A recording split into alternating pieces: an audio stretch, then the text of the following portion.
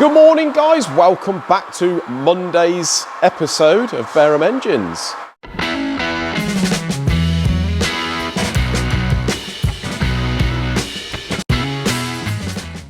So guys, first things first, we are going to be going on to this V8 shortly, seeing how Isaac's getting on with that. You see we've got our new Bareham Engines timing disc on there, looking absolutely beautiful, but we'll move on to that in a minute.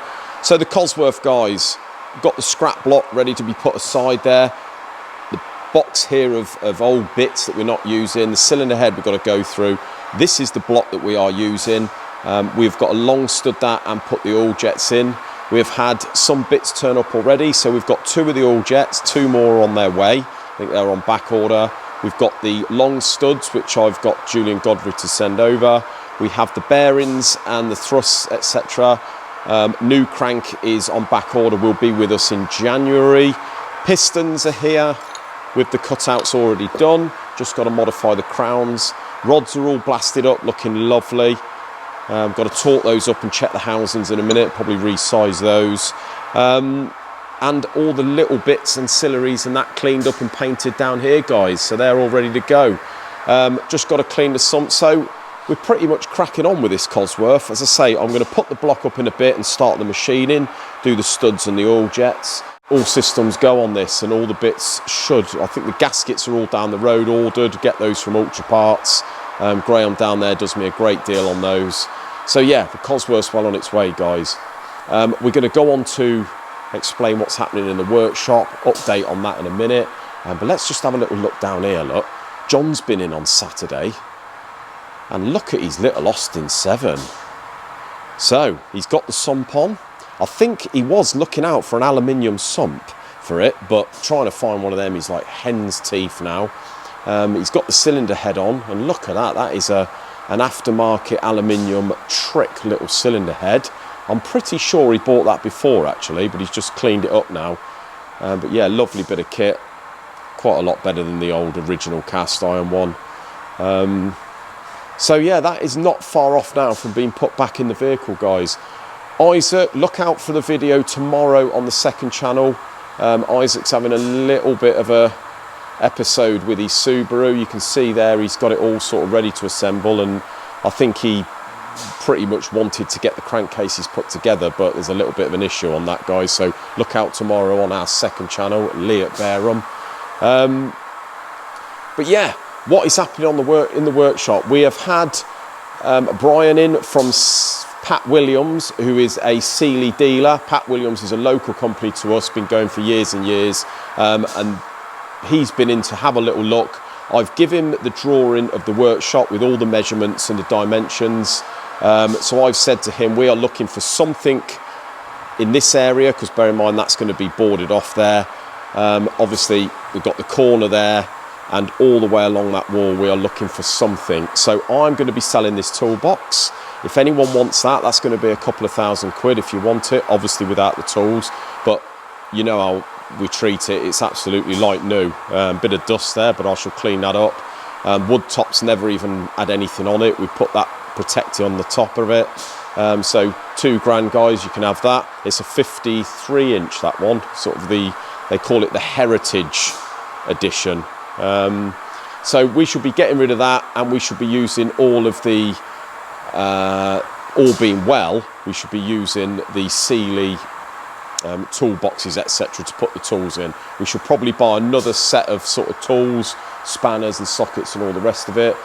But yeah, so Brian's been in. He's gone away now with our drawing to have a word with Pat to see what they can do to help us. I said to them if they could help us, then I could quite easily make this area here, make them the main sponsor of it, have them up on the wall, see what they can do in it. All works like that really, goes around in circles. We're going to be coming over Christmas to have a shuffle about, have a clean up. We're not going to move the Vapor Blaster just yet because we've got no plumbing for it or electric, so we want to get that over into its new home there as soon as Brad has been in, and my friend the plumber, Sean. So yeah, we've got our bin there that's been bought in for all the scrap. And what we are going to be doing is having a good clean out of the bottom of the workshop, bottom of the shelves down in that area there, all up in the mezzanine. The old cylinder heads, we're going to be scrapping them. They've been up there for years and years, probably 10, 15 years, never going to use them. Let's get rid of them and make some good storage up in the mezzanine. And obviously, plenty of crap round here that we can probably get rid of. But yeah, that is the update, guys. We've got someone else coming in from a carpet place later to have a look at flooring, but obviously I'll tell you more about that in Wednesday's video when I've seen him. There is some sort of apparently industrial lino that you can put down they're using sort of airports and what have you. So let's see what he's got to say and have a look at the comparison on pricing, etc. But yeah, this is it, our final week here until Christmas. Got to get a few things out, but we ain't going to be getting too much done now. I've got a block down there, a little Vauxhall Vauxhall Nova block that's got to be bored, finish boring and just finish off, few cylinder heads, and that V8 with a little bit of luck should be almost finished this week. So hopefully can build that out this week. Right, mate? Hello, mate, all right? Yeah. What are you doing here? Bit of long studding? So yeah, we're long studding this block, mate. This is the new to the customer 200 block. Yeah. That is replacing that horrible block for the Cosworth engine we're doing. Oh, that one with the crack and knackered mains. That's right, yeah. So we've so this is the replacement. The bores are all good. We've still got to take a little bit of, although they're at the size, we've still got to take a bit of material out of those. We've got to face it. Yeah. Doing 6 long studs. Right. And so not the 10 on this one. Not the 10, no. Putting the oil jets in the bottom. So just the 6. When would you do the 10 long studs then? So 10, a lot of the time, these blocks are renowned for cracking in between the water jacket and the bolt holes. Right, yeah. And it's usually on this centre 6. Yeah, okay. Very rarely do you have issues on the outer 4. If the customer sort of specifically wants those done as well, then we'll do them. Right. The only downside to doing the outer 4 is where the water pump goes. This stud here encroaches where the where the water pump will go, so you have to modify the water pump. So what we do is where you got the impeller, we just have to turn a taper on the end so it misses that stud. But the benefit is it's strong. You're never going to pull these threads out. It's never going to distort around the top. So if we're going big power on one, and I mean 600 plus, then we'll probably recommend that we do the 10. But just bear in mind, you know, they're 50 quid each to buy for the studs, plus the bit of the machining. So it's probably another 250 quid on top of the job. Okay. And to do the centre 6 will eliminate that cracking issue that they generally have. Right, okay, so this is more for general use and not such higher. Yeah, that's right. Outputs. This one's going to be about 400 horsepower, road car. But so yeah, while we're at it, we may as well do it, haven't we? That's what we normally do now with these Cosies. Very rarely do we not do them. That makes sense. Yeah, and again with the oil jets, means we've got to run a standard Pinto pump, basically high pressure pump. Yeah. And a different pickup, but it's just a more modern, efficient way of putting piston cool in there, really. So that's why we're doing it, just while we're at it. Yeah. Basically. So, but yeah, while we're on the subject of the Cosworths, mate. Yeah. I don't know whether you go through the comments more than I do. I do have a little look. Yeah. Yeah. And on the last video we did, I noticed a few of these comments. People saying because of the problems that we've come across with these Cosies. I think one of the comments that sticks in my head was, is there any advice that we could give to people that are looking to buy one of these? Right, okay. With regards to how good the engine is. There's a sort of yes and a no answer to that. Unfortunately, and this is what a lot of these crooks will prey on, that you can't physically see inside the engine without stripping it. And when you're buying a car, you're not going to do that, are you? No. But on the other hand, there are telltale signs that even if you're not a competent mechanic or something like that, you can you can still, whether it's a Cosworth or not, there's still stuff that you can look out for. Okay. And I would say if we just going by the Cosworths alone, I would say first thing I would do is, if you're looking around the car, it might have nice new shiny bolts and bolt-on bits, stuff like that, but actually have a look at the engine, the actual engine block. So down the side of the block. Down the side of the block, down the front where the front seal is. If the engine's meant to have been done, it shouldn't be caked in oil and grease around there. It shouldn't have.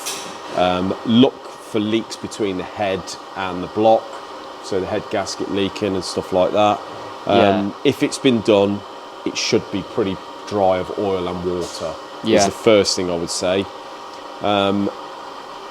If you want to go to that extent, which you should now with the price of these sort of cars, do a compression test. That can tell you a lot, really, if it's consistent. That's a good idea. Some people will say, we have a lot of phone calls from people saying, got a little bit of a tap up the top, need a new set of tappets. If it's got a little bit of a tap and the owner says it just needs a new tappet or something, be very wary of that, because it's very rare that the tappets will just start tapping. Usually it's something's a bit tired. And the same again with the guides, when they say, it needs new valve stem seals, or usually it's something a bit more sinister than that. Generally these days on most stuff, valve stem seals don't just go and everything else be all right. Do you know what I mean? So it is very difficult, but externally that's the only things you can do. Obviously do your usual, take a sniffer test and check for head gasket issues, because on these you are going to get, if the engine's a piece of crap, you're more than likely going to get some head gasket issues of some type. So as I say, it can either crack, they can blow head gaskets if the block's never been faced, and it's just that head gasket thrown on it. You can measure you can measure the depth of the cylinder head if you've got a vernier with it in the vehicle. But it's a hard one, really, isn't it? So sort of like not just being fooled by maybe a shiny new painted rocker cover or that sort of thing. We've all been there, and probably more so when you're a bit younger. You also get sort of, when you go and see a car, because you want one of those particular cars so much, or you've seen the car in photos and you've got your heart set on it. Don't be sucked in by the bolt-on shiny bits, and don't let the guys sort of try and draw your attention away with potential issues, I would say. Same with gearbox, diff. Doesn't take 2 minutes to stick your head under the car and see any greasy or oil leaks or anything like that. But it is hard, because the only tests you can really do are sort of compression tests and head gasket tests and stuff like that. You can whip the spark plugs out, have a look at those. That'll tell you a lot as to how it's been running. What about maybe like a bore scope down a spark plug hole or something? Anything like that, really. Take the plugs out. The plug, as I say, the plugs will tell you a lot to how the engine's been running.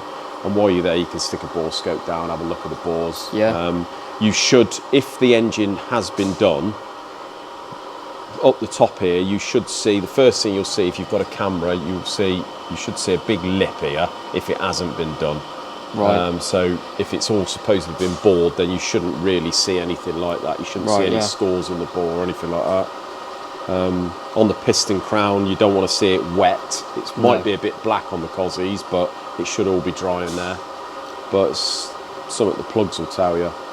So and as I say, any follow-up, any history while you're there, don't wait till you get home. Look at the history, look at any bills and work it's meant to have had done on the engine, and get straight in touch with the company, and they should be able to tell you. Any reputable company will have it on their system. They'll be able to tell you if you give them an invoice number or something. So just beware. So the V8 that Isaac has been on, looking very nice, mate. I'm quite happy with it. So this one, originally you weren't very happy with the cleanliness, or the possibility of the cleanliness. Well, it had been, John had put it together a while back, sort of month and a half, maybe 2 months ago. So I just wasn't, I wanted to just check that it was all right. Been sat for a minute or two, and if it's your build, Yeah, you've got to do whatever makes you feel comfortable, mate. It's sensible. Yeah, I only really, well, crank had to come out, just check the oil ways going to the crank, and Yeah. there's oil ways in there for the lifters, so I just checked all that and then put it back together. What we got in this is, I forget now, it's been so long. We've got ported heads. Yeah, so it's hydraulic lifters. We've got an uprated cam. Yeah, I think it's an uprated cam. It was a new cam, so I'm assuming it was. It's a fast road cam. Yeah, we've got the vernier pulley there. Yeah, which we've got to set up. We're going to make use of our bespoke dial gauges there. Got ARP stud and nut Head kit stud and nut kit. So this thing we've worked out is about 9.6 to 1 ratio, which I think the customer pretty much wanted about that. Distributor we've cleaned all up. Yeah. Very nice. Front cover's all cleaned up that you've done this morning. We've got the new oil pump internals, which obviously go in the inside of the cover. So they go into there, obviously providing that the housing's all good.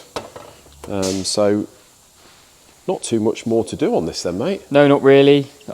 We don't have rocker covers or anything. The customer's got them, so it's just sump on. Once we've done that vernier pulley, just sump on and oil pump on. We'll do that in a minute. Yeah. It's all, well, it's timed up at the minute, just off the dots on the pulleys, but obviously gonna have to get the cam right. But yeah. Ideal. Been through all these rocker shafts and new split pins and polished and so we've took clean, all the vapor blasted. You took all the rocker shafts apart, have you? Yeah. And clean them out. Make sure all the bushings. I think inside here we've got bushes in here. No, there aren't bushes, but they were all good and they had no play or anything. So okay. But yeah, nice motor that. Yeah. In a TVR as well. Yeah. We've had a bloke in this morning about the flooring. Bloke from the carpet shop. So we got. We had a phone call the other day from a subscriber, but he's been in touch with a local firm who do this industrial flooring. So they've come over. He said to me, give them a ring. He's pre-warned them that I would ring, which is very kind of him. And they've been over this morning, measured up, and they're going to give us a price on some industrial lino. Nice. What do you think? I think, yeah, well, it will look good, won't it? Yeah. So I think what they've got to do is they've got to screen the floor, obviously clean all this horrible grime, about 30 years of grime on there, and then put like a lacquer over the top. Right, okay. And that gives them something to glue the vinyl down to. The vinyl comes in 4 metre widths, so we would probably have a join sort of about here and here, but they butt it up together and cold weld it, I think, so you can't really see it. Nice. But it just means that if you damaged a section, you could replace the section. But yeah, I don't know whether any of you guys are familiar with that or had anything to do with that, but please let us know down in the comments whether you recommend it. He seems to think it's absolutely fine. It's what they use in airports and stuff. Right, okay. So he said it was like tough industrial really vinyl, tough. It's sort of steel impregnated, I think. Oh, right. Quite thin. It's not like the lino you have at home, which is quite cushioned and you don't get indents in this stuff. So, yeah, he's going to price that up. How much it is, I've got no idea. But let us know what you think about that. Well, I hope that information is helpful to you guys. As I say, it stands for any sort of car that you buy in, any classic car. Do be aware and just make sure to bide your time. Don't get too excited and do those checks. Make sure the thing's as good as you can possibly find out, really. But until Wednesday's video, guys, have a great evening. We'll see you then. Cheers.